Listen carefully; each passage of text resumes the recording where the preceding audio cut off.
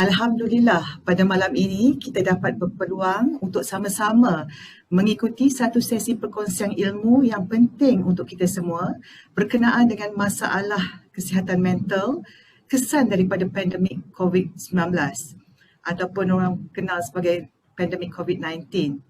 COVID-19 dan kesihatan mental adalah merupakan dua perkara yang cukup sinonim pada masa ini. Saya ingin membacakan sedikit berkenaan dengan infografik daripada WHO Malaysia. Berdasarkan infografik daripada WHO Malaysia, petugas barisan hadapan ataupun frontliners dan pekerja sektor kritikal bertugas untuk tempoh masa yang agak lama dengan beban kerja yang berat serta potensi stigma dan diskriminasi kerana orang kata hashtag COVID-19. So, jika tidak ditangani, ia seakan-akan boleh menyebabkan tekanan mental dan juga menjejaskan kesihatan mereka. Selain daripada frontliner sendiri, kesannya juga adalah kepada keluarga frontliner sendiri. Keluarga bekas pesakit COVID-19 dan juga orang awam yang turut terkesan kepada situasi ini. Baiklah Encik Ibrahim, apa pandangan Encik Ibrahim ya dengan keadaan sebegini? Ya betul tu Puan Rosnida. Berdasarkan menurut WHO Malaysia adalah normal untuk merasa cemas dan tertekan semasa wabak COVID-19 ni. Oleh itu untuk memperoleh pengetahuan dan pemahaman yang jelas mengenai kesihatan mental, kesan daripada pandemik COVID-19 ini, bersama-sama kita pada malam ini adalah Ketua Profession Pegawai Psikologi Kaunseling Kementerian Kesihatan Malaysia, iaitu Puan Rohana binti Mahmud, yang merupakan tulang belakang kementerian dalam membantu menangani permasalahan kesihatan mental yang menjadi aspek terpenting lebih-lebih lagi dalam situasi pandemik COVID-19 ini. InsyaAllah webinar ini akan bersiaran selama 1 jam dan Puan Rohana akan memulakan dengan sesi taklimat. Namun sekiranya ada soalan yang hendak diajukan, kami pihak penganjur mengalu-alukan soalan untuk dikemukakan selepas selesai taklimat oleh Puan Rohana. Atau sekiranya ada soalan yang hendak dikemukakan semasa sesi berlangsung, tuan-tuan dan puan-puan boleh bertanyakan melalui chat room kita lah ataupun ruangan chat yang disediakan dalam sesi Zoom ini. Puan Ros? Terima kasih Cik Ibrahim ya. Kita malam ni tuan-tuan dan puan-puan kita santai-santai saja. Kita relax, kita release tension sebab kita ada pakar kita dekat sini. So kita amat bertuah pada malam ni ya. Izinkan saya membacakan sedikit latar belakang berkenaan dengan Puan Rohana.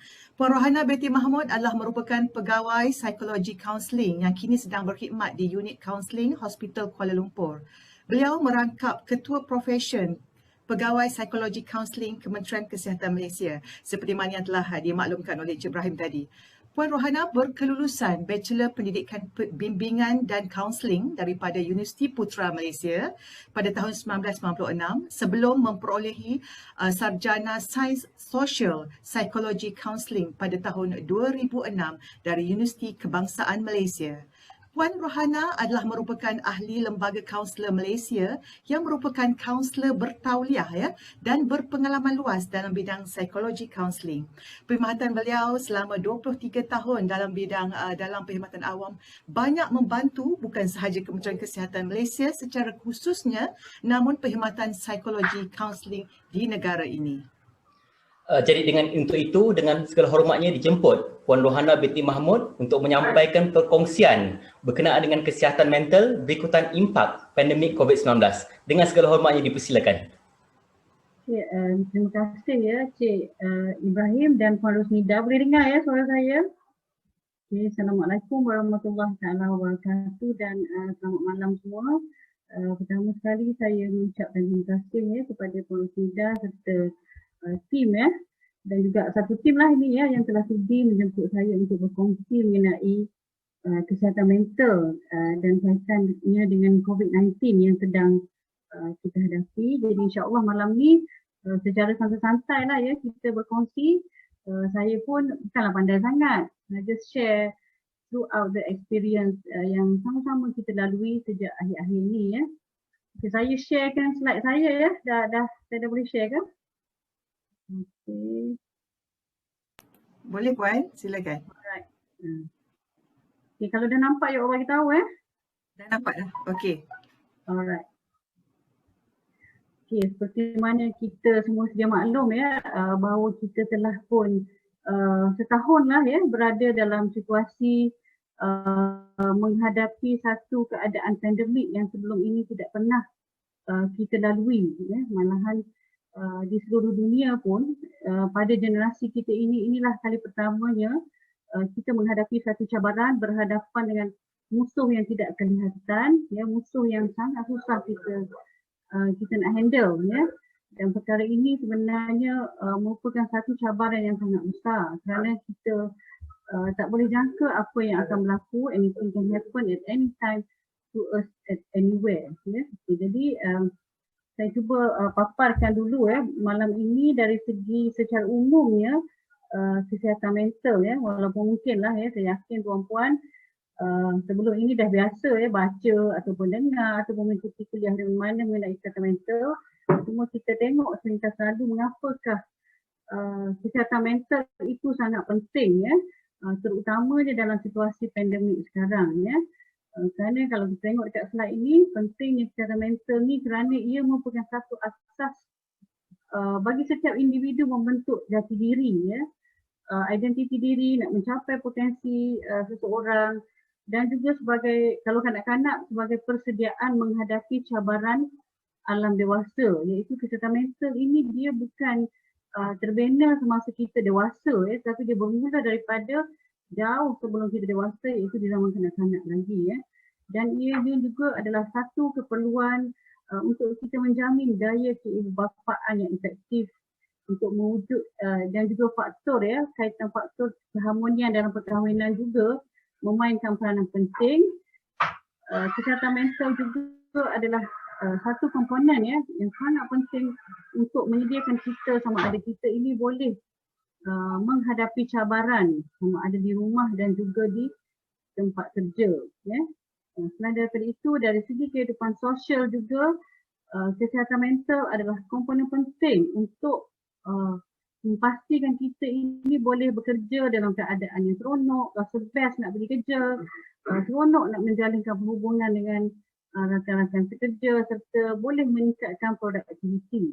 Ini kita kaitkan tadi dengan situasi cabaran bekerja pada masa kini kan. Macam sekarang ni kita dah masuk ke era PKP semula yang mana ramai orang ya, hanya 30% saja yang dibenarkan untuk bekerja di pejabat ya, dan keadaan ini kita boleh katakan satu cycle yang telah berbalik semula menyebabkan menimbul pelbagai reaksi. Ada orang yang suka, ada orang yang mengeluh ya. Alright, and then kita kaitkan dengan apa yang kita lalui ini, bagaimanakah kita dan mengapakah kita perlu memastikan kita ini berada dalam keadaan mental yang sejahtera. Sebab kalau kita sebut ataupun kita tanya orang kan, orang sebut mental, orang kaitkan mental dengan gila. Betul tak? Sebut mental dia gila, which is very very wrong ya. Mental bukanlah gila ya. Kita katakan kesejahteraan mental adalah hasil positif yang bermakna untuk individu dan masyarakat, seperti menganggap keadaan kehidupan adalah baik. Dan kita kaitkan seorang yang sejahtera mental itu mempunyai emosi dan mood yang positif. Dengan cara inilah kita boleh menilai kehidupan secara yang positif. Okay, kalau ikut definisi by World Health Organization ataupun WHO, kesihatan mental adalah keadaan di mana seseorang individu menyedari potensi diri dia, boleh berdaya tindak terhadap stres dalam kehidupan seharian, boleh menyumbang dengan produktif dan boleh menyumbang kepada masyarakat. Kalau seorang yang sihat dari segi fizikal, dia boleh bekerja, boleh melakukan sesuatu dengan produktif dan boleh menghadapi kehidupan dengan secara optimum. Itulah juga kesihatan mental. Cuma kita selalu lupa, kita selalu mengambil berat dari segi kesihatan tidak pentingnya kesihatan mental. Kalau kita tidak sihat dari segi mental, kita tak dapat melaksanakan kehidupan kita sebaik mungkin ya. Alright. Ini sama juga tadi. Mental health is at one end of the spectrum, represented by feeling good and functioning well, while mental illness are at the other, represented by symptoms. Dan nanti kita tengok simptom-simptom mental illness yang memberi kesan kepada pemikiran, perasaan dan tingkah laku seseorang. Okay. Kita tengok apakah yang dikatakan dengan gangguan penyakit mental. Kalau ikut diagnosis seperti mana yang dinyatakan dalam buku DSM-5 ataupun Diagnostic Statistical Manual of Mental Disorders, ini merupakan kitab yang menjadi rujukan pengamal-pengamal kesihatan mental. Penyakit mental adalah jenis penyakit yang melibatkan gangguan pada fungsi otak dan menyebabkan gangguan ketara dalam pemikiran, perasaan dan tingkah laku. Dan gangguan-gangguan ini menyebabkan seorang itu tidak akan mampu menghadapi cabaran kehidupan seharian. Kita selalu dengar kan kalau orang yang dikatakan mempunyai penyakit mental tu dia bercakap sorang-sorang, dia nampak perkara-perkara yang orang lain tidak nampak, betul tak? Dia kita kata mengalami halusinasi, delusi, dengar benda yang orang tak dengar, nampak benda orang yang tak nampak. Sebab tu kita nampak dia bercakap sorang-sorang. Kerana gangguan pada otak itu telah menyebabkan dia tidak lagi boleh berfikir secara normal. So, yang dikatakan penyakit mental itu adalah keadaan di mana seseorang itu tidak lagi dapat mengawal emosi, pemikiran dan tingkah laku, menjadikan banyak aspek kehidupannya berkecamuk. Dan orang yang sakit mental ini kita katakan berkemungkinan besar tak dapat berfungsi dengan normal.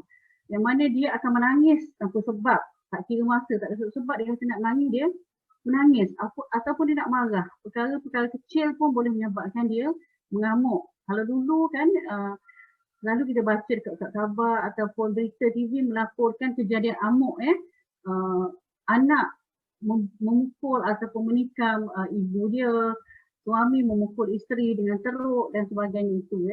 Itu kita kaitkan dengan penyakit mental. Of course lah kalau kat kampung dulu dikaitkan dengan kena sampuk kan. Kita dengar dia tu hari tu dia pergi lalu tepi kubur. Bila balik rumah dia macam racau, kena sampuk. So perkara itu di antara superstitious gangguan-gangguan makhluk halus dan sebagainya sebenarnya masih lagi menjadi pertikaian. Dia ada beberapa pegangan dan mazhab lah. Ada orang yang mengaitkan dengan kesihatan mental yang terjejas dan ada juga yang mengaitkan dengan perkara-perkara lain. Okay. So overall kita tengok adakah di Malaysia mempunyai masalah kesihatan mental. Kalau kita tengoklah pada kereta akhbar yang saya paparkan di sini, yang ni tuan-puan pun biasa tengok dikaitkan bahawa negara kita masalah kesihatan mental semakin teruk terutama di tingkat remaja, semakin ramai remaja yang bunuh diri. Kalau kita tengok hingga statistik kejadian bunuh diri 1 hingga 2 kes bunuh diri setiap hari, dan juga kejadian gangguan-gangguan mental ini membawa kepada perbuatan-perbuatan jenayah yang tidak sepatutnya berlaku dalam masyarakat. Okey, dan di Malaysia sejajar dengan situasi ketenasan keadaan mental rakyat Malaysia pada masa ini, perkhidmatan kesihatan mental yang disediakan oleh kerajaan telah semakin baik sebenarnya. Yang mana kita mempunyai 61 hospital berpakar di sini adalah hospital yang mempunyai pakar psikiatri untuk merawat pesakit-pesakit mental, dan kita mempunyai 4 institusi kesihatan mental, iaitu di Perak kita ada Hospital Bahagia Infinita atau panggil Tanjung Rambutan. Di Johor kita ada Hospital Permai atau dipanggil juga Tampoi. Dulu cukup sinonim, pergi mana kena hantar pergi Tampoi. Kalau seorang tu macam mau mengamuk aja, lalu kita dengar orang tua gut kata hantar pergi Tampoi baru tahu.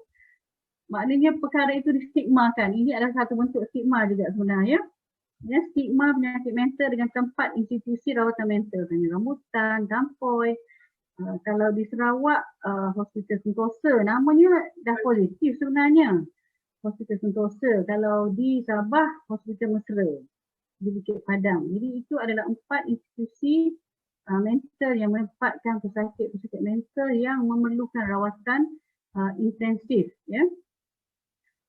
Manakala di perkhidmatan kesihatan primer, ya, iaitu kita mempunyai 1001 buah klinik kesihatan yang menyediakan perkhidmatan saringan untuk kesihatan mental, dan juga di sebahagian klinik kesihatan itu mempunyai pakar-pakar perubatan kesihatan keluarga yang boleh membuat saringan dan pengesanan awal penyakit mental sebelum mereka merujuk, ya, pesakit mental itu ke hospital berpakar yang ada 61 buah hospital tersebut. Selain daripada itu juga, inisiatif kerajaan telah menyediakan perkhidmatan pemulihan berasaskan komuniti melalui 25 pusat kesihatan mental masyarakat ataupun mentari. Ini adalah perkhidmatan psikiatri komuniti, ya, yang juga menyediakan perkhidmatan lawatan ke rumah pesakit. Kalau di hospital, ya, bagi pesakit-pesakit yang menghadapi gangguan mental nak mendapatkan rawatan di hospital, iaitu berjumpa dengan pakar psikiatri, klinikal psikologis ataupun kaunselor, mereka memerlukan surat rujukan, ya, surat rujukan yang boleh didapati daripada doktor-doktor di klinik kesihatan. Tapi kalau di mentari ini, ya, pesakit-pesakit boleh terus walk in untuk berjumpa dengan pakar yang bertugas di pusat rawatan mentari dan boleh terus berjumpa dengan doktor. Dan yang terbaru ini, ya, sekiranya pesakit pergi ke klinik kesihatan, mereka boleh terus mendapatkan rawatan kesihatan mental bagi kes-kes yang ringan, diberikan kaunseling oleh pegawai psikologi kaunseling kita yang ditempatkan di 168 buah PKD yang memberikan perkhidmatan di klinik-klinik kesihatan seluruh negara. Itu kita ada 200 orang pegawai psikologi kaunseling yang telah dilantik secara kontrak, ya. Okay, now kita nak kaitkan bagaimanakah pandemik COVID-19 ini telah mengubah kehidupan kita sehingga menyebabkan kesihatan mental kita terjejas, ya.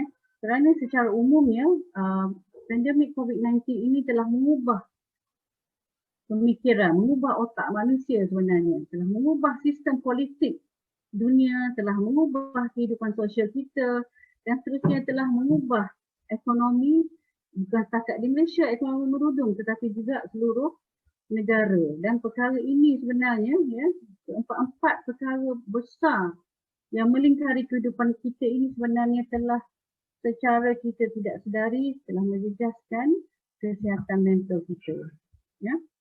Kajian yang telah dilaksanakan, ya, oleh pakar-pakar mengatakan bahawa telah mengkaji bagaimana, ya, COVID-19 ini telah mengubah otak kita, struktur pemikiran kita, ya, kerana dikatakan setelah kita ini terdedah kepada situasi pandemik ini dalam tempoh yang lama, ya, sudah hampir setahun, 1 year already, ya.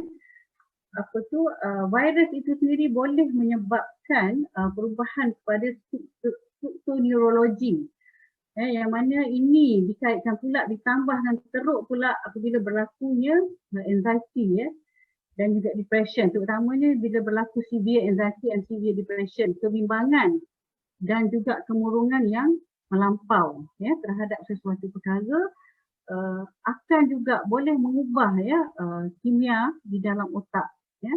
Dan inilah yang sebenarnya boleh menjejaskan kesihatan mental, ya. Itu dari sudut fiziologi, ya.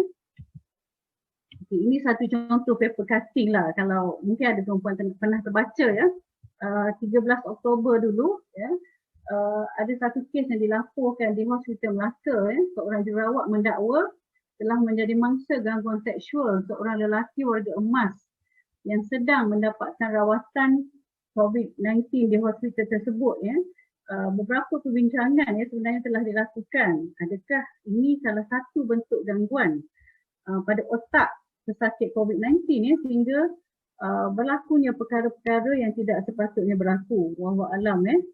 Kemungkinan perkara ini betul sebahagiannya, dan kemungkinan tidak tahu, mungkin pesakit itu memang semula jadinya seorang yang miang. Ataupun mungkin dia dulu okey, baik-baik je, tapi bila berlakunya gangguan chemistry pada otak beliau, menyebabkan keadaan yang berlaku. But anyway, kalau kita tengok kita, secara terperinci bahawa pandemik COVID-19 ni dia bukan sekadar mengancam nyawa dan tahap kesihatan, tetapi dia telah mengubah sama sekali cara dan gaya manusia di seluruh dunia hidup. Termasuklah negara kita.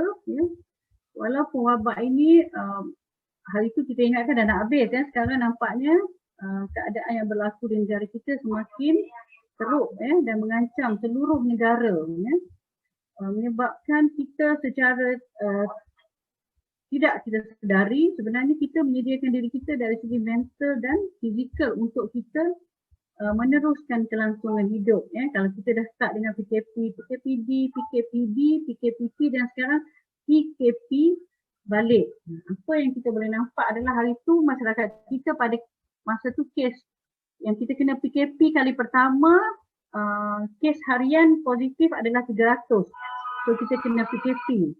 And then bila kita dah secara consistently kes naik sampai 1,000 sampai 2,000, kita boleh tengok sendiri tingkah laku masyarakat kita dah jadi lebih relax. Orang dah keluar, pergi shopping, pergi holiday, dan ramai yang tak pakai mask. Sebab kita seolah-olah dah jadi lali. Itu yang saya katakan tadi bahawa kita seolah-olah telah menyediakan diri kita dari segi mental dan fizikal. Seolah-olah kita dah boleh melalui perkara ini. Which is sebenarnya kita mendedahkan diri kita kepada keadaan bahaya yang sebenarnya semakin teruk. Jadi banyak perkara yang telah berubah dalam hidup kita sejak setahun yang lalu. Yang mana perubahan ini seperti yang saya katakan tadi telah memberi kesan kepada kehidupan sosial kita dan juga psikologi masyarakat kita secara keseluruhannya. Di antaranya adalah dari segi penjagaan kesihatan dan kebersihan diri. Contohnya kita perlu kerap mencuci tangan, sebagai mematuhi SOP pun satu hal. Dan juga sebenarnya kerana kita ni nak protect diri kita daripada terkena pandemik COVID-19. Of course kalau peringkat awal dulu semua orang takut, nak keluar rumah pun takut. Ada orang keluar rumah siap pakai glove lagi. Sehinggalah Ketua Pengarah Kesihatan memberitahu bahawa tidak perlu pakai glove, sehingga pakai glove dan perlu kerap mencuci tangan, memakai pelitup muka, amalan penjarakan sosial, dah tak boleh duduk dekat-dekat berkumpul ramai-ramai. Kita juga telah diajar untuk bekerja daripada rumah. Bab bekerja daripada rumah juga sebenarnya telah mencetuskan banyak juga masalah kepada pekerja-pekerja di Malaysia, terutamanya pekerja daripada sektor swasta. Kita di Hospital Kuala Lumpur banyak mendapat kes-kes rujukan pekerja-pekerja swasta yang stres kerana bekerja daripada rumah. Kita ingatkan semua orang suka kerja daripada rumah kan, tak payah nak redah traffic jam, tak payah buang masa dalam perjalanan, boleh santai-santai duduk di rumah sambil bekerja.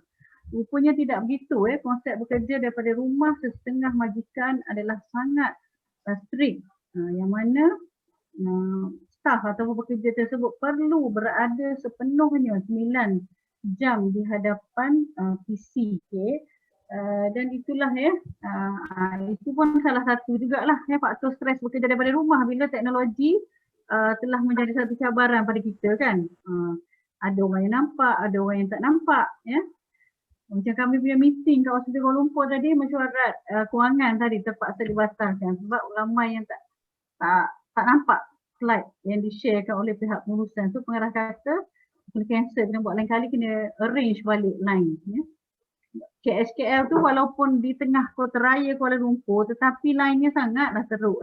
Maklumlah hospital yang berusia lebih 100 tahun, walaupun kita cuba refurbish dengan teknologi yang baru tapi dia terlalu besar agaknya, banyak halangan.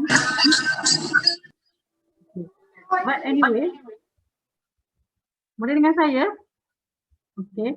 But anyway, seperti yang saya sebut tadi juga teknologi itu kaedah e-pembelajaran yang dilaksanakan di pusat-pusat pengajian tinggi dan juga pelajar-pelajar sekolah yang mana mak-mak yang tak pandai IT pun terpaksa belajar IT sebab nak bantu anak-anak untuk belajar mengikuti kelas secara online. Ini pun satu isu juga ya.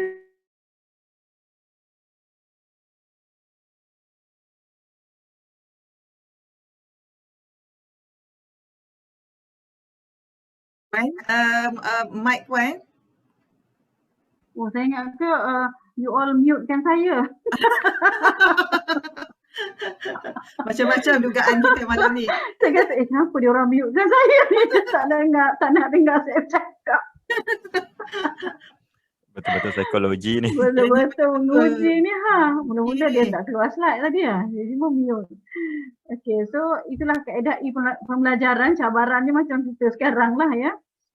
Alright, dan seterusnya kita juga ya telah masyarakat ya telah berubah menjadi berbelanja dengan lebih berhemat ya, sebab bila ramai orang yang pendapatannya terjejas, kehilangan pekerjaan, perniagaan sudah tidak maju dan setengah perniagaan terpaksa ditutupkan, menyebabkan mereka perlu berbelanja dengan berhemat, iaitu membeli perkara-perkara yang penting sahaja ya. Okey. Seterusnya yang bagusnya adalah ya sepanjang ini telah menyebabkan banyak perniagaan dalam talian yang telah muncul ya, sampaikan ada kalau kat pejabat saya tu sepanjang setahun yang sejak PKP bulan 3 sehingga sekarang saya rasa kurier tiap-tiap hari datang hantar barang, macam-macam barang dihantar. Kadang-kadang saya kesian dengan kurier yang pikul macam-macam benda berat-berat hantar ke office kita. Which in a way baguslah ya, kerana itu mencipta peluang-peluang perniagaan yang bagus ya. Dan satu lagi perkara adalah sekarang tidak ada lagi pesta, kenduri kedara, keramaian, majlis ya, seperti mana kita tengok ramai orang yang terpaksa cancel majlis-majlis perkahwinan ya, disebabkan untuk mengelakkan jangkitan penyakit ini ya. Tapi ramailah juga ya, walaupun kenduri kedara tidak diadakan, pernikahan tetap juga dilangsungkan ya. So tidak semua orang boleh menerima keadaan ini dengan redha, dengan minda yang terbuka. Jadi bila perkara-perkara ini kita tak dapat adjust, tak dapat adapt diri kita, itulah yang boleh menjejaskan kesihatan mental kita. Sebab sebenarnya saya cakap tadi, seorang yang kita katakan sejahtera mentalnya, sejahtera mindanya adalah seorang yang boleh menyesuaikan diri dengan apa jua situasi kehidupan yang berlaku.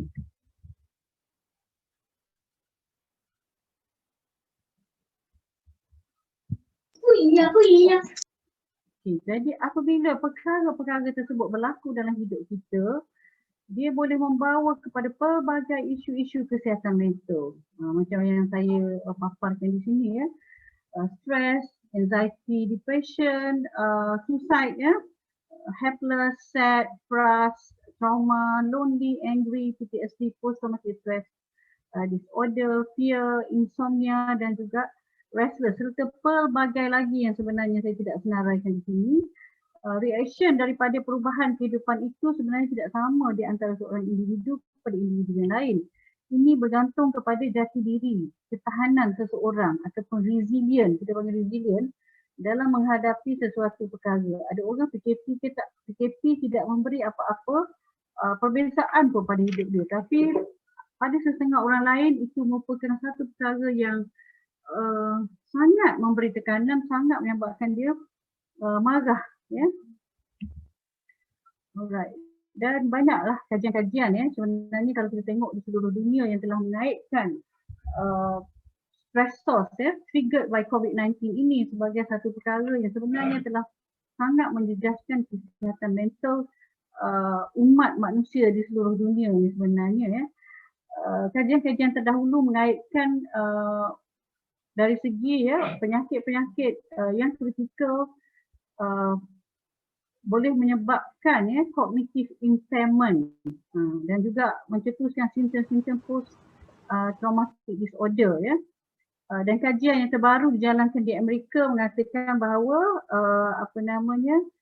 physical distancing, shelter in place orders iaitu penempatan di pusat-pusat kuarantin, perniagaan sekolah yang tutup dan sebagainya itu sebenarnya telah menyebabkan perubahan yang besar dalam kehidupan kita. Yang mana dikatakan hampir separuh iaitu 45% orang dewasa di Amerika telah menghadapi situasi kesihatan mental yang negatif disebabkan oleh kebimbangan dan juga stres disebabkan virus COVID-19 ini. Dan juga ada satu kajian yang baru yang telah mendapati bahawa kuarantin telah menyebabkan efek psikologi seperti mana post-traumatic stress syndrome, confusion dan juga anger. Yang terbaru ini kita dimomokkan, saya kata momok kerana perkara ini tidak betul dimomokkan dengan keadaan di pusat kuarantin Maib yang sangat teruk. Saya rasa tuan-puan mungkin ada dengar diviralkan di internet, ditunjukkan di di akhbar dan sebagainya sehinggalah pihak KKM terpaksa mengambil slot khas malam tadi dalam TV3 untuk kita membetulkan persepsi masyarakat yang negatif mengenai keadaan pesakit yang dikuarantin di Maib, bahawa keadaan tidaklah sebegitu teruk sebenarnya. In fact kita menempatkan 4 orang kaunselor pegawai psikologi di Maib tu untuk membantu memulihkan emosi, memulihkan semangat dan juga mengisi masa mereka supaya kesihatan mental mereka tidak terjejas. Antaranya kaunselor kita buat aktiviti tarian, menyanyi, aktiviti seni bersama-sama. So that keadaan itu boleh menceriakan pesakit-pesakit yang dirawat di pusat kuarantin Maib.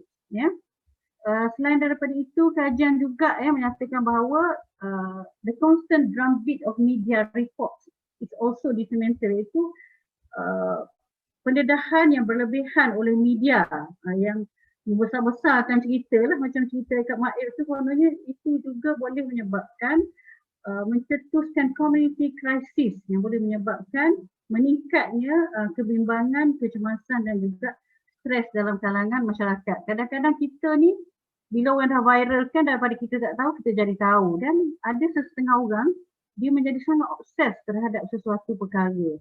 Dia akan follow through. So itulah antara pakar-pakar psikologi di seluruh dunia menyarankan supaya seorang yang mudah mendapat stres dan juga mudah mendapat depression supaya dia tidak terlalu follow dari segi berita-berita yang viral. Yang maknanya kawalan. Perlu ada kawalan terhadap pendedahan media. Alright, ini saya kongsikan yang telah dilakukan dalam TV3. Ini bukan yang terkini Ini pada, saya tak ingat bulan berapa itu yang telah kita punya Ketua Pengarah Kesihatan share bahawa ini adalah antara panggilan telefon yang diterima untuk khidmat kaunseling KKM. Saya nak tunjukkan daripada segi percentage, because data kita yang terkini pun percentage-nya menunjukkan begini juga iaitu masalah emosi merupakan masalah utama yang dilaporkan oleh pemanggil-pemanggil yang telah membuat panggilan ke talian COVID Kementerian Kesihatan Malaysia di TPRC, iaitu hampir separuh adalah mengadu dari segi masalah emosi, kebimbangan terhadap COVID-19, keperluan-keperluan asas, keganasan rumah tangga, masalah psikiatri dan juga penderaan kanak-kanak. Ini dikaitkan dengan apabila seseorang itu berada lama sangat terperap di rumah. Semasa PKP mereka tidak ada tempat lain untuk menyalurkan emosi-emosi mereka yang negatif. So semuanya berlaku di rumah. Okey, jadi apa yang kerajaan sediakan untuk membantu rakyat yang terkesan dari segi psikologi ini adalah menyediakan perkhidmatan sokongan psikologi dalam kebiasaan baru iaitu secara atas talian, iaitu melalui teli sokongan psikososial, talian sokongan psikososial, teli bantuan psikologi, khidmat sokongan sosial, sokongan kesihatan mental dan psikososial yang semuanya dilakukan secara atas talian menggunakan kemudahan-kemudahan teknologi yang pada hari inilah telefon, email, telegram group ataupun dipanggil telegram channel, WhatsApp, chat, DM, PM, infografik, video, dan juga kita juga menggunakan media-media sosial seperti live session melalui TV, radio, webinar, dan sebagainya. Ya. Jadi ini adalah antara yang saya tunjukkan di sini contoh paparan iklan-iklan hebahan mengenai perkhidmatan yang disediakan oleh kerajaan untuk membantu rakyat yang mengalami stres, mengalami burnout, menghadapi gangguan emosi. Ya. Selain daripada Kementerian Kesihatan, ada juga program yang disediakan oleh Mercy, disediakan oleh Jabatan Kewajiban Masyarakat melalui talian kasih ataupun dulu dipanggil talian Nur, yang disediakan oleh JAKIM melalui KSK Care Center, dan juga MRA, Malaysian Relief Agency, ada juga disediakan oleh pihak universiti. Ya, pelbagai pihak telah sebenarnya bersama-sama membantu untuk meredakan ketegangan emosi yang dihadapi oleh rakyat. Ya. Dan ini adalah antara yang disediakan oleh Kementerian Kesihatan, talian-talian satu sosial yang sekarang ini panggilan yang kita terima telah hampir 50,000 panggilan. Ya. Okay. Jadi apabila kita ingin mengatakan kita sama ada kita ni sihat ke dari segi mental, bila kita rasa resah, gelisah, kita nak marah, kita rasa anxious, ya, sihat tak kita? Jadi kita katakan bahawa individu yang sihat secara mentalnya dia dapat mengekalkan fungsi biologi, psikologi, sosial dan keharmonian yang baik. Ya. So, secara amnya sekiranya kita mempunyai ciri-ciri ini, kita dikatakan mempunyai kesihatan mental yang positif, iaitu kita selesa dengan diri kita sendiri. Kita selesa pula dengan orang lain, kita selesa dengan persekitaran dan kita dapat memenuhi tuntutan kehidupan kita. Kita boleh pergi kerja, kita boleh memainkan peranan sebagai seorang anggota keluarga, sebagai seorang ayah, sebagai seorang isteri, sebagai seorang anak. Ya. Dan kita juga boleh mengenali dan mengendalikan emosi yang baik. Okay, kalau kita ada 5 perkara ini, maka kita boleh katakan kita mempunyai kesihatan mental yang positif. Jadi saya harap semua tuan-puan yang ada bersama kita malam ni mempunyai 5 perkara ni. Ada ya? Kalau tidak, tuan-puan tak boleh nak duduk 1 jam dengan saya. Dengar saya bercakap ni, you will be restless. Dan you rasa macam apa benda ni. Ya? Okay, dan sebenarnya untuk kita mempunyai kesihatan mental yang baik, ya, perlu kita melakukan amalan cara hidup sihat. Dan ini pun perkara-perkara ni saya yakin tuan-puan biasa dengar dekat TV selalu keluar, ya, dari segi perlu kita menjaga pemakanan yang seimbang. Senaman akan mengakibatkan badan kita merembeskan hormon endorfin, ya, yang menyebabkan kita ceria, mental kita sihat dan fizikal kita sihat. Dari segi riadah, ya, dan juga pengendalian masa. Ya. Okay. Apakah hubungannya di antara seorang yang dikatakan sihat mental dan sakit mental? Ya. Okay. Saya rasa perkara ni kalau kita nak cakap pasal sakit mental, sihat mental, setengah orang jadi confused. Dari segi kesihatan mental dan penyakit mental. Kesihatan mental sama seperti macam saya cakap tadi, kesihatan fizikal. Kita kena jaga mental kita supaya sihat, supaya kita tidak mendapat penyakit mental. Ya. Satu perkara yang kita perlu ingat bahawa seseorang yang sihat mental ada kalanya mengalami gangguan. Gangguan mental yang menyebabkan tahap kesihatan mental dia menurun. Sebagai seorang yang normal, ada kalanya kita rasa stres juga kan. Kita rasa marah, kita rasa geram dan kita rasa anxious. Itu adalah normal as long as kita boleh kontrol diri kita. Ya, tetapi bila keadaan tidak dapat dikawal, maka seseorang itu perlu mendapatkan bantuan profesional.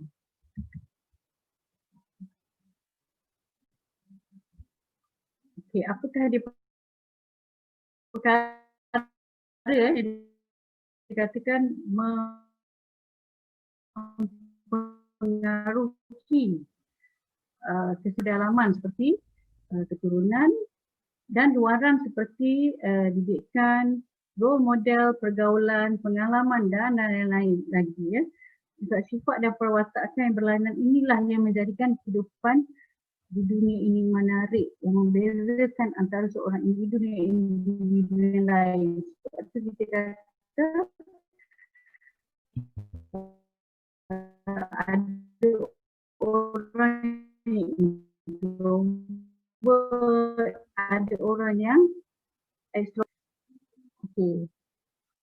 Okey. Slide saya ada sikit je lagi. Kita akan peruntukkan masa untuk soal jawab ya. Puan Dos dan Cik Ibrahim. Ya, betul Puan. Okey. Dah standby soalan dah. Standby. Ramai orang nak tanya soalan kat Puan. Ramai nak tanya. Okey, jadi sifat yang dapat menjurus kepada mental yang sihat ni. Apa dia? Kita nak pastikan mental kita sihat.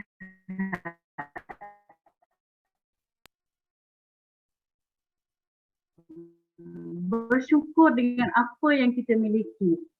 Count your blessing. Tuhan bagi kita banyak ni alhamdulillah. Dan beranggapan buruk. Jangan sangka buruk terhadap orang lain. Sebab kita ni selalu banyak orang yang sakit mental ni, dia bermula dengan negative thinking. Bermula dengan paranoid. Orang lain semua tak betul. Orang lain semua nak buat nyaya kat dia. So bila pemikiran begitu tidak dikawal, akan boleh menyebabkan gangguan mental. Berkeyakinan diri, ya, optimis, mempunyai harga diri, sayangi diri anda dan tidak melakukan perkara yang memudaratkan. Belajar mengatakan tidak ataupun kita katakan assertif, ya. Rajin mendalami pelbagai ilmu termasuklah ilmu kerohanian, ya. Sasaran yang diberi pada diri sendiri ada maknanya tahu kemampuan diri sendiri, tidak memaksa diri kita melakukan sesuatu yang lebih daripada kemampuan. Punca stres yang utama adalah apabila kita terpaksa melakukan sesuatu lebih daripada kemampuan kita. Jadi kita kena tahu limit kita. Ini penting, tidak lokek memberi pujian kepada orang lain dan juga pada diri sendiri. Dan pada kebanyakan masanya sebenarnya kita boleh mengawal kesihatan mental sebagaimana kita boleh menjaga kesihatan fizikal kita. Jadi kita perlu berusaha untuk mencapai tahap kesihatan mental yang optimal agar kehidupan kita dan orang di sekeliling kita sentiasa bahagia. Okey, itu saja yang saya kongsikan malam ni. Okey, kita buka pada soalan ya. Okey. Terima kasih banyak-banyak Puan di atas perkongsian yang sangat bermakna tu kan Cik Ibrahim. Ya betul. Terima kasih Puan. Okey, ada soalan-soalan ni mungkin kita boleh bacakan dulu daripada chat room agaknya Cik Ibrahim. Boleh. Saya mulakan dengan soalan pertama daripada atas sekali ya. Daripada Encik Azlan, bolehkah Puan kongsikan tips untuk individu dapat mengurus kehidupan mereka dengan baik sebenarnya memandangkan kadang-kadang stres kat rumah berbanding lebih tinggi berbanding kat pejabat. Duduk rumah work from home lagi stres daripada work from office. Ini kerana didapati bekerja di rumah lebih mencabar ya. Jadi mungkin boleh Puan kongsikan tips lah kot.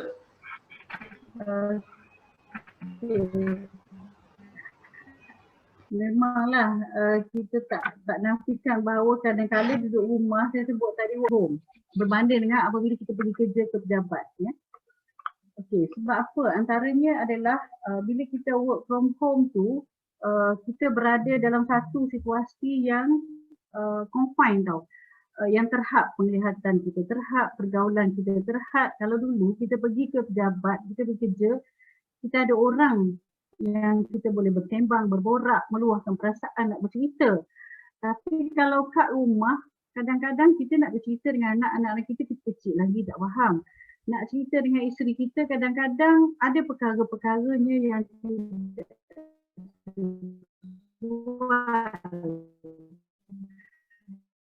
jadi naluri manusia ni bila kita tidak boleh perkara yang kita rasa kalau kita tak share data mental kita supaya kita tidak sampai pada satu tahap yang kita nak meletup. Jadi perlunya walaupun kita di mana pun kita berada, kita perlu mempunyai seseorang untuk kita share. Sebab tu kempen kesihatan mental kita Let's Talk campaign. Let's Talk ni maksudnya kita kena cari seseorang yang kita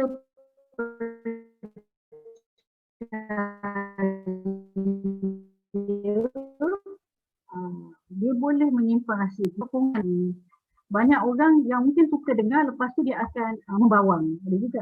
So jadi kita kena pastikan orang yang kita nak share tu bukan jenis yang membawang. Satu Yang keduanya adalah kita perlu akui, acknowledge our own emotion ataupun feeling.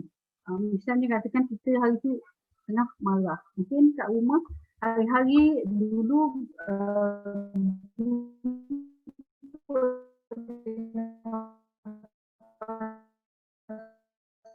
pasangan kita malam lepas balik kerja. Now 24 hours kita menghadap pasangan kita buat tu kita tak suka. So kita kena berterus terang menyatakan perasaan kita. Mungkinlah kita nak tegur tapi kena tegur dengan cara yang positif. Selalu you kalau masak kari kan sedap sangat. Secukup rasa. Tapi mungkinlah hari ni I don't know lah, maybe something wrong. You punya kari tu macam terlebih sikit masin dia. Maknanya bila kita nak tegur tu dengan cara yang berhemah. Apa you masak kari macam ni? Kucing pun tak mau makan. Kalau macam tu macam gaduh lah kan. Those are the things kan. And then kita acknowledge perasaan kita sendiri dan juga perasaan orang di sekeliling kita. Misalnya kita kata, bila kata nampak you macam tak happy je hari ni. Is there anything happen to you today? Bila kita acknowledge perasaan orang lain, orang juga akan acknowledge perasaan kita. Dan kita perlu akui bila kita ada rasa yang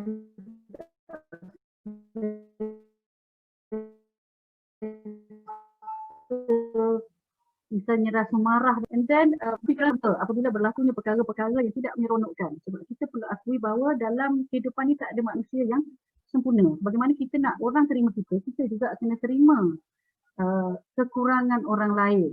Yeah? And then of course ya, macam yang saya katakan tadi, ada orang yang tadi saya katakan dari segi syakwasan kan. Ingat tak tadi dalam arti yang macam mana kita nak berfikiran positif. Di sekeliling kita ni banyak orang yang personalitinya berbeza-beza. Mungkin kita akan jumpa orang yang jenisnya OCD, kerja nak teratur, nak kemas, susunan semua nak elok ya. Dan kita pun tidak sempurna. Jadi kita kena terima kelemahan dan kekurangan orang lain. Itulah sebahagian untuk soalan tadi. Boleh? Mungkin ada soalan daripada tuan-tuan dan puan-puan yang ingin menanyakan terus kepada Puan Rohana, silakan. Boleh.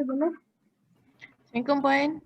Halo. Okay, kalau boleh saya tanya, masalah kesihatan mental di kalangan keluarga para frontliners, kebiasaannya yang kita dengar lah kan, kerana masalah tuntutan tugas.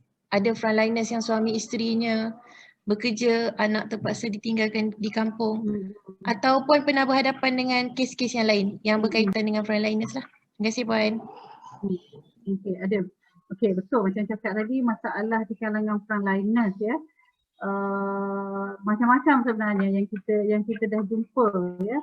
Kalau pada peringkat awal negara kita menghadapi pandemik COVID dahulu adalah isu ketakutan melampau dalam kalangan ahli keluarga frontliners, sehingga ada suami yang tak benarkan isteri pergi kerja pada sebab isteri ditakdirkan diarahkan bertugas menjaga pesakit COVID. Jadi suami ni sangat bimbang, isteri ni jurawat lah kalau isteri ni kat biasanya. Suami sampai tak benarkan isteri pergi kerja sebab dia takut bila isteri balik akan menjangkitkan pada anak-anak yang kecil. Hingga ada yang masa tu curi-curi hantar anak balik ke kampung dalam masa awal-awal nak start PKP. Yang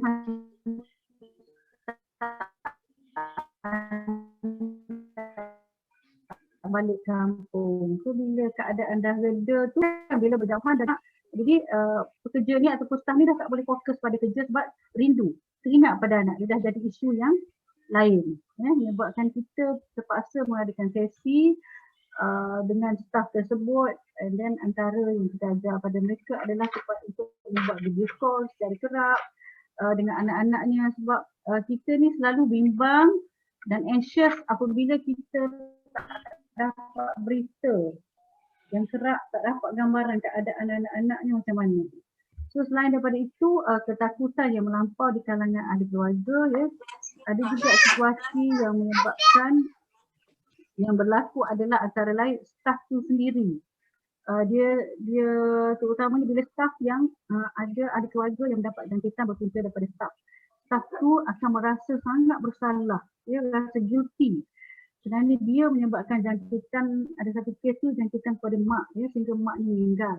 Staff ni bekerja di hospital merawat pesakit yang sebenarnya bukan pesakit COVID, tetapi selepas itu baru diketahui pesakit COVID, berjangkit kepada staff dan staff telah menyebabkan ibunya yang telah berilmu meninggal, dan dia menghadapi satu keadaan sehingga menyebabkan depression lah, rasa bersalah walaupun adik-beradik dia kita dah panggil untuk kaunseling, adik-beradik tidak ada pun yang menyalahkan dia, tapi dia rasa bersalah sehingga dia tidak boleh menghadapi keadaan tersebut dan berterusan agak lama sehingga dia perlu mengambil cuti yang lama jugalah lepas itu ya.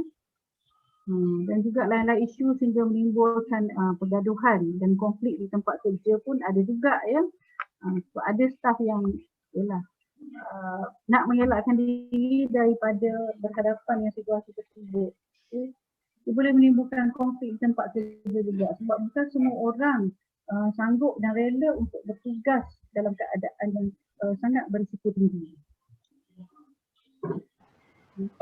Purwana, kita ada banyak soalan-soalan panas kat ruang chat, tapi saya rangkumkan beberapa soalan daripada Puan Niza dengan Cik Faiz Basirun.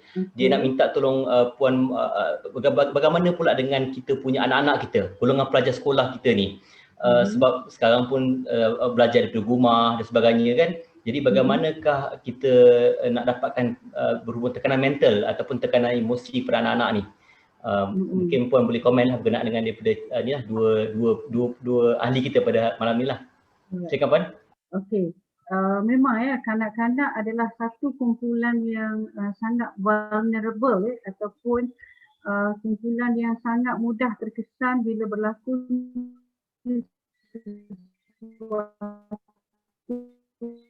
krisis ataupun sesuatu keadaan. Pertamanya dia belum mempunyai fikiran matang macam kita yang boleh rationalize keadaan ini berlaku begini. Kita boleh hadapi situasi-situasi begini. Jadi peranan ibu bapa dan juga orang-orang dewasa untuk memberi kefahaman yang jelas kepada anak-anak ini dalam bentuk analogi yang mereka boleh fahami. Sebab tu sekarang kalau kita tengok fokus Kementerian Kesihatan ya melalui video-video, infografik dan sebagainya adalah menggunakan kartun menggunakan satu medium yang boleh juga yang menyebabkan anak-anak ni dia jadi anxious juga adalah kerana macam saya sebut tadi, overexpose kepada media, berita viral yang tidak sesuai dilihat oleh anak-anak. Sebab apa, anak-anak kita ni dah pandai kan Google cari maklumat sendiri, sometimes dia mendapat maklumat yang tidak tepat dan sebagainya.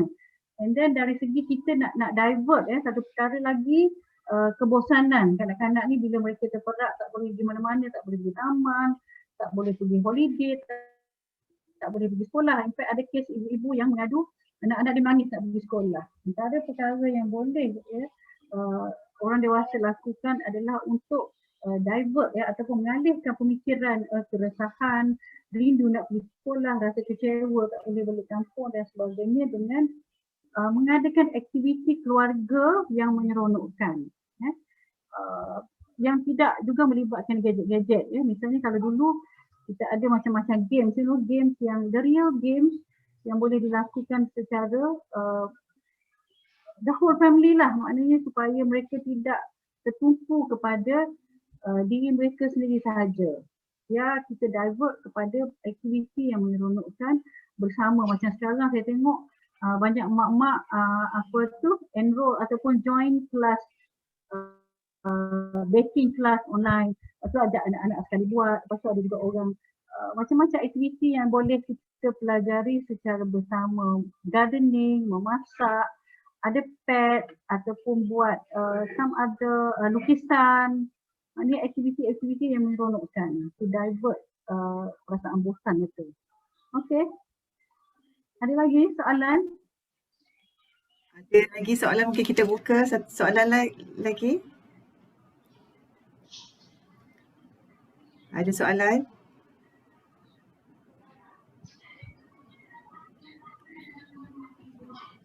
Banyak soalan ni, saya tak Ada. terjawab ni. Ada tak sesiapa nak tanyakan apa-apa soalan? Okay, nak fokus yang mana?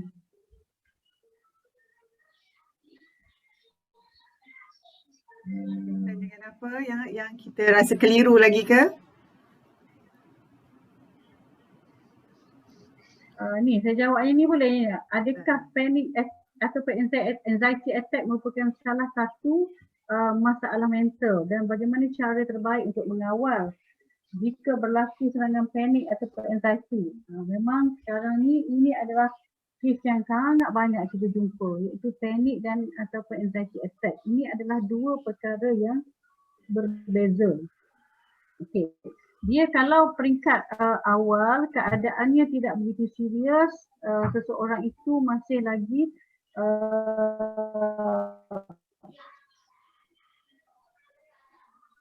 kita boleh bantu, kaunselor ataupun pegawai psikologi boleh bantu bila berlaku ni attack tersebut ya. Tetapi dalam keadaan yang serius, orang yang menghadapi panic attack ini perlu dirawat dengan ubat-ubatan sekiranya keadaan tidak terkawal ataupun keadaan tu terlalu kerap berlaku.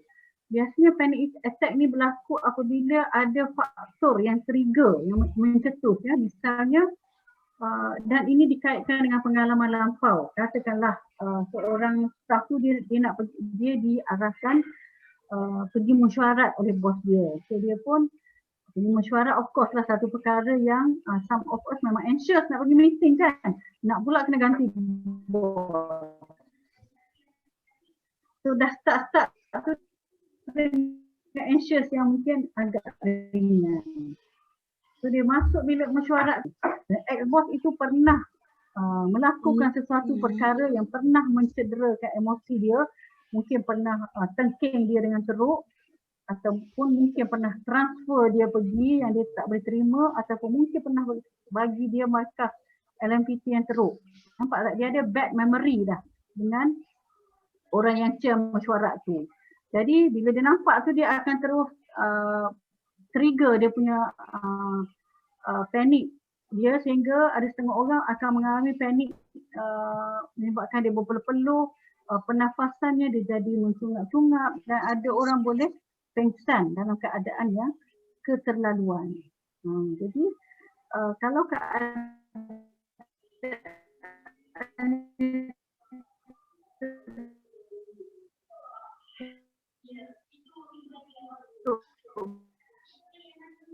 itu dia perlu dirawat oleh psikiatris yang akan prescribe ya ubat-ubat menyebabkan dia panik. Kita akan ajar dia untuk bagaimana nak mengawal pernafasan. So, satu perkara yang sinonim dengan orang yang panik adalah pernafasan dia jadi tidak teratur. So kita akan ajar untuk membuat pernafasan yang mendalam ataupun kita panggil deep breathing. Tarik nafas kira 1 sehingga 3, lepas tu lepaskan perlahan-lahan. Fokuskan fikiran kita kepada perkara yang kita boleh kawal.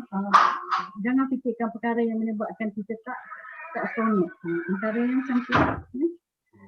Okey.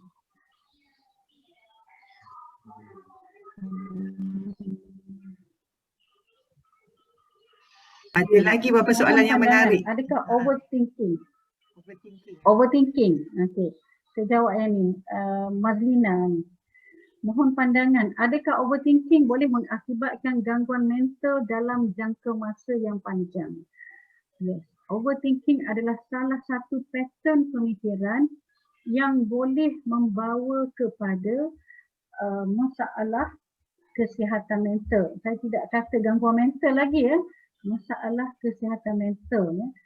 Pattern overthinking ni tidak berlaku kepada semua orang. Biasanya dia berlaku kepada seorang yang dia susah untuk relax ya. Bila dia dapat tahu mengenai sesuatu, dia akan memikirkan secara mendalam berulang-ulang. Itu kita panggil overthinking, and then dia akan disertai selalunya dengan negative thinking. Misalnya tiba-tiba lah ya, dia dapat surat kata kena transfer ke Sabah, kena pergi pula di kawasan yang pedalaman.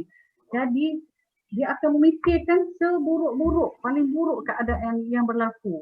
Macam mana lah kalau tempat yang dia duduk tu tak ada tak ada rumah sewa, dia nak kena duduk dengan rumah buruk-buruk, kotor-kotor semua.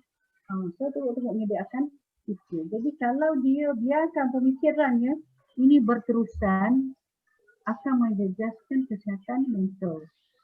Dan ini tak berlaku pada semua orang. Ada orang dia boleh take it easy. Ini yang membezakan seorang yang kita katakan mempunyai kesihatan mental yang baik dengan seorang hadapi gangguan mental ataupun masalah kesihatan mental. Okey, mana lagi saya tak jawab ni? Nak bertanyakan dulu? Ada tak siapa nak bertanyakan dulu, ada apa-apa soalan? Ada tak? Kita buka juga. Kalau tak ada, kita baca yang chat dulu. Saya rasa kebanyakan yang Puan ada dah jawab dekat sini kan? Dah ada yang cover juga. Tanda-tanda awal kesihatan mental. Tanda-tanda awal kesihatan mental. Okay. Sebenarnya banyak tanda-tanda awal kesihatan mental saya tak share tadi. Alright. Okay. Tadi yang sepintas lalu tadi saya dah katakan bahawa seseorang yang kita katakan sihat mentalnya adalah orang yang boleh terima diri dia seadanya, boleh terima orang lain seadanya dan boleh menangani emosi dia. Ya. Jadi bila orang yang tak ada ciri-ciri tu, tak boleh terima diri dia, orang lain dan tak boleh kawal tu, dia akan datang dengan gejala-gejala perasaan murung, rasa sedih tanpa sebab, rasa kecewa, rasa nak marah tanpa sebab dan mula nak mengasingkan diri, tak nak bergaul dengan orang. Dulu dia makan sama-sama kat pejabat di pantry, sekarang dia akan mula makan seorang-seorang kat bilik dia, ajak pergi kantin pun tak nak, dia dalam bilik aja. Langsung tak nak bergaul dengan orang. Lepas tu dia akan hilang minat terhadap perkara-perkara yang dia suka. Dulu misalnya suka pergi shopping, suka pergi jalan-jalan, dia tak nak, dia akan hilang minat serta hilang tumpuan terhadap kerja, dah tak boleh fokus. Katakan dulu sesuatu assignment tu dia boleh siapkan dalam masa 2 hari, sekarang 2 minggu pun tak siap sebab tak boleh fokus. And then kurang keyakinan diri, dah tak confident dah. Dia rasa dia tak pandai, dia rasa orang tak suka dia.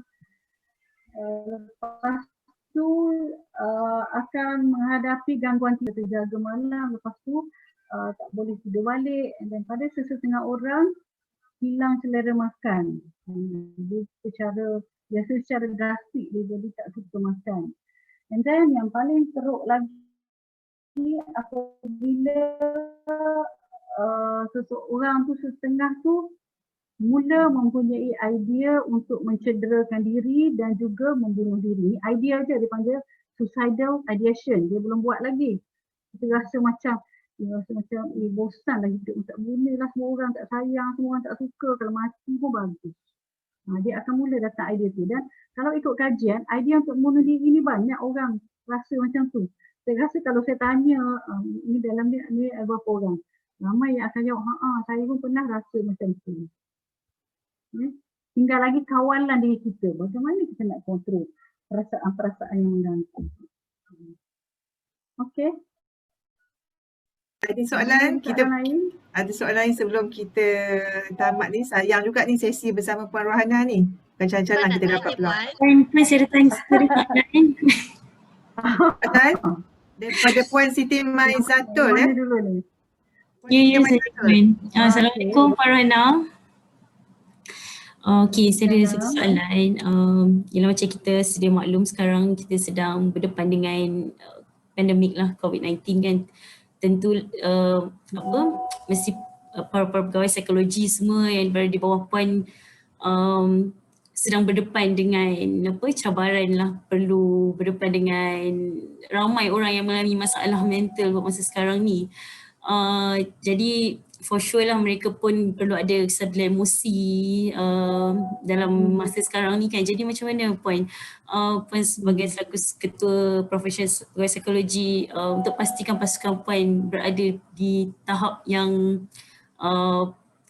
paling stabil emosinya, sebab mereka pun perlu berkhidmat dalam masa yang sama, mereka juga ada keluarga yang diorang perlu jaga emosinya kan. Jadi macam mana Puan? Betul. Saya tak nafikan bahawa kami ni sebagai kaunselor metodologi psikologi adalah juga manusia biasa ya, yang dianugerahkan dengan perasaan yang kadang-kadang rapuh juga ya.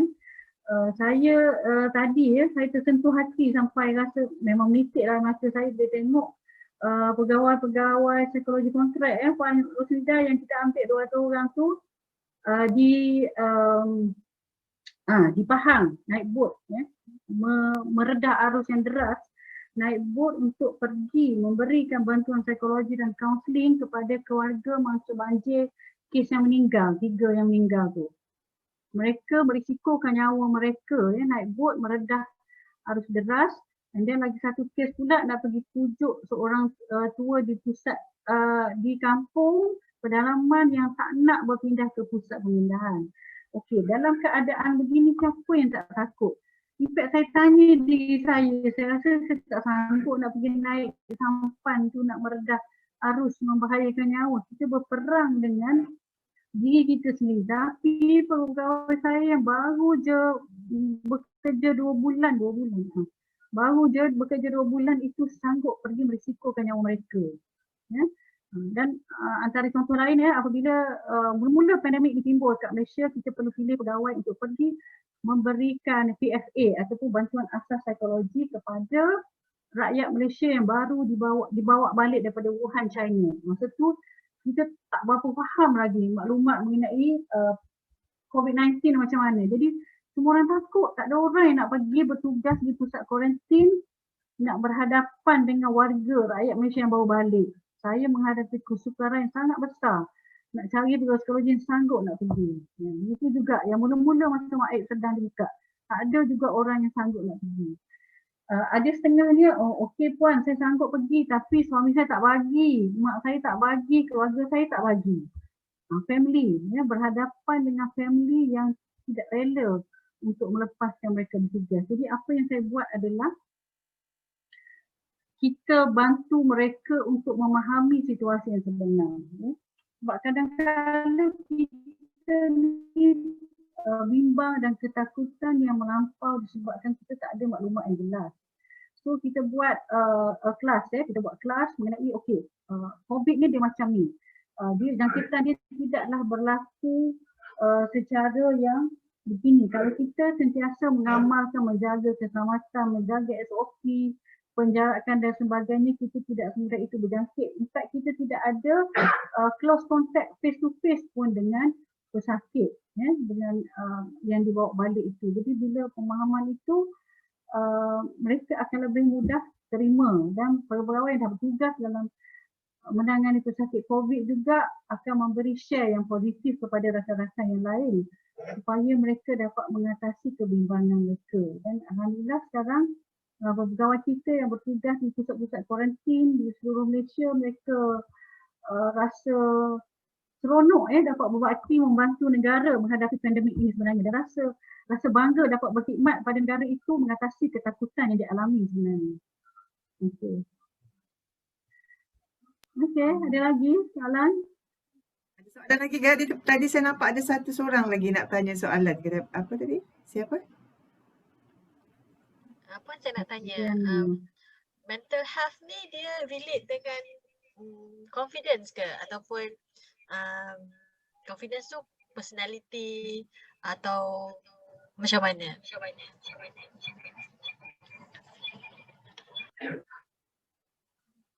Slide, one of my slide tadi kan saya ada kaitkan bahawa di antara amalan kita ataupun cara kita nak menyediakan pemikiran kita, diri kita untuk mempunyai kesihatan mental adalah yang baik adalah dengan melatih diri kita untuk mempunyai keyakinan diri yang tinggi dan berfikiran positif. Ya. Perkara ini memang berkait sebab selalunya seorang yang mudah, saya katakan mudah ataupun prone kepada menghadapi isu-isu kesihatan mental adalah seorang yang berfikiran negatif. Dan ini dikaitkan dengan perasaan rendah diri yang melampau, yang rendah. Dia berkait tau, pemikiran negatif, ya, dan juga low self esteem, keyakinan diri yang rendah. Saya rasa saya ni tak pandai, saya ni tak cantik, saya ni tak bagus macam orang lain. So semua tu kita yang meletakkan perkara-perkara negatif dalam pemikiran kita. So it's all come from our own mind. Kalau kita ubah daripada, oh saya pun macam orang lain juga pandai. Walaupun saya tak secantik orang lain, tapi saya boleh tahan jugalah sebenarnya. Kalau orang lain boleh buat, saya pun boleh cuba untuk buat. So we challenge ourselves. Buangkan pemikiran negatif dan perlahan-lahan keyakinan diri kita akan meningkat. Jangan biarkan orang lain pula jatuhkan kita. Jadi kita kena challenge diri kita. Okay, Maliana? Puan, kalau misal kata Puan, kan tadi Puan ada share pasal sebenarnya bila kita luahkan kita punya perasaan dekat orang lain kan, macam perempuan ni kita banyak gossip session lah Puan kan. Betul. So is it, saya rasa dia healthy lah. Mungkin lelaki tak buat macam ni, tapi perempuan kita, itu cara kita kot saya rasa. Apa pendapat Puan? Lelaki tak suka buat macam ni, tapi pada saya rasa healthy lah sebab saya tak simpan, saya let go macam tu. Okay. Exactly, betul Yana. Sharing, ataupun talk to someone else adalah satu kaedah ataupun amalan yang sangat bagus untuk menjaga kesihatan mental. Sebab kalau kita simpan semuanya dalam pemikiran kita, lama-lama dia jadi macam balon tau. Balon kan, kita tiup-tiup, lama-lama dia akan pop, meletup, habis macam tu. So kita kena share, tapi share tu walaupun orang kata bergosip ke, membawang ke, tapi untuk faedah diri kita, supaya kita tak meletup. As you said just now, men mungkin dia tak share kerana lelaki ni dia mempunyai coping mechanism ataupun mekanisme dari tindak yang berbeza. Dia tidak menyerap pemikiran negatif macam perempuan. Lelaki dia lebih senang nak let go, lebih senang nak masuk kot telinga kanan, keluar kot telinga kiri. Kalau perempuan ni dia macam sponge tau. Apa yang dia dengar dia akan simpan. Apa yang orang jeling-jeling jaga mata kat dia simpan kat dalam. Lelaki dia pilih apa tu. Nampak coping mechanism yang berbeza. Tapi saya tak nafikan juga, ada juga lelaki yang berjiwa halus seperti wanita yang memendam dan yang kadang-kadangnya itulah akan mudah terganggu emosi dia. Tapi it's very important that kita kena ada kaedah dari tindak kita yang tersendiri. Mungkin kalau malu nak cerita kat orang, ada orang dia akan buat journal, menulis. Zaman-zaman dulu orang tulis diary, sekarang dah tak tulis diary kot. But dalam psikologi it's good to have the journal writing. Apa benda yang kita nak luah benda journal. Okay, Yana? Cuma pandangan umum Puan ni secara umum lah, kalau kita ada masalah ataupun ada permasalahan, rasanya yang terbaik untuk kita meluahkan masalah kita itu, tekanan perasaan kita itu kepada ahli keluarga yang terdekat ke ataupun pada sahabat baik kita sendiri. Ini juga antara pokok persoalan yang sering orang perbincangkan lah. Rakan kawan kita yang paling baik ataupun ahli keluarga kita. Yang mana Puan, pada pandangan Puan, pengalaman Puan yang rasa siapakah yang patut kita luahkan yang paling rapat dengan kita tu antara dua ni? Okay. It depends. Ada orang ahli keluarganya, adik-beradiknya tu nak rapat dengan dia. Dia akan share, misalnya kakak kan, katakan orang ada kakak ataupun abang rapat dengan dia, apa benda semua dia share. Tapi ada perkara-perkaranya yang dia tak boleh share. So depend. Kalau rasa selesa nak meluahkan pada ahli keluarga yang rahsia kita, dan boleh pula memberi pandangan yang kita rasa sesuai dengan kita, go ahead. Tapi kalau rasa kita tak serasi dengan adik-beradik kita, kita boleh cari kawan yang kita lebih selesa. Tak kisah. Cuma kadang-kadang dalam ahli keluarga tu ada perkara-perkaranya yang kita tak nak ahli keluarga kita tahu. Ya, betul. Kan Puan, asalkan kita tak kongsi dengan suami orang bang Itu salah satu perkara yang menjadi persoalan Ya. kan Puan? Ya, itu bahaya. Nanti jadi tu, masalah lain. Ya, masalah lain tu kata kalau ada masalah kita kat suami sendiri dan kita kat suami orang. Itu dia jadi skandal pula. Boleh nak mengadu pasal suami sendiri tu Puan. Jangan cerita kat suami orang.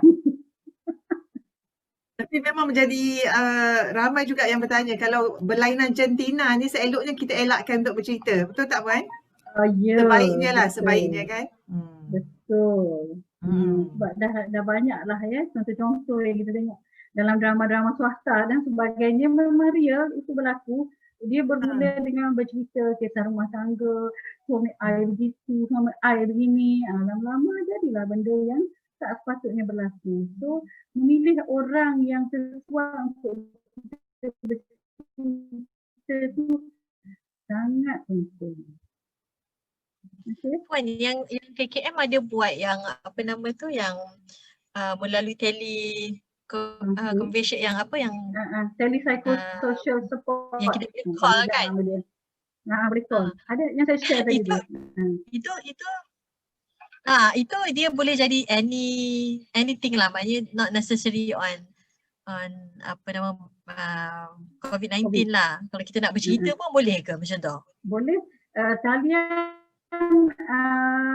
mental health psychosocial support MHPSS tu sebenarnya dikendalikan oleh pegawai psikologi kaunseling KKM bersama dengan Mercy Malaysia. So bila kita call tu nombor tu dia akan dichannelkan oleh Mercy. Kalau kita nak tanya kata saya ni sejak COVID ni asyik gaduh je suami isteri. Okey, kaunselor kita akan handle.